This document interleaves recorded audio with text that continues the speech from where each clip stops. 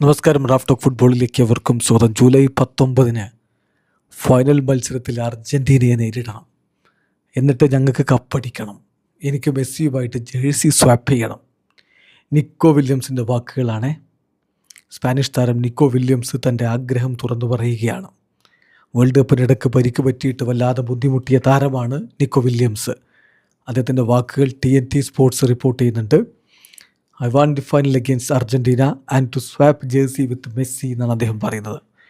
എനിക്ക് ഫൈനൽ കളിക്കണം, ഫൈനല് അർജൻറ്റീനയ്ക്കെതിരെ ആവണം, എന്നിട്ട് മെസ്സിയോട് ആ ജേഴ്സി സ്വാപ്പ് ചെയ്യണം.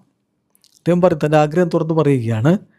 ജൂലൈ 19 ഞാൻ എന്ത് ചെയ്യുമെന്ന് ചോദിച്ചാൽ ഞാൻ പറയും വേൾഡ് കപ്പ് വിജയിക്കണം, എന്നിട്ട് അർജൻറ്റീനയെ നേരിടാനാണ് ഞാൻ ആഗ്രഹിക്കുന്നത്.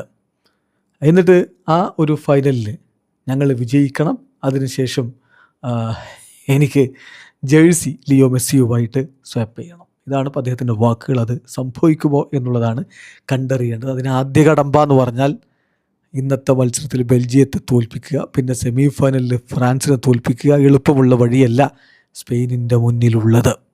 എന്തായാലും ഇന്ന് വലിയ ആത്മവിശ്വാസത്തിലാണ് സ്പെയിൻ ഇറങ്ങുന്നത്.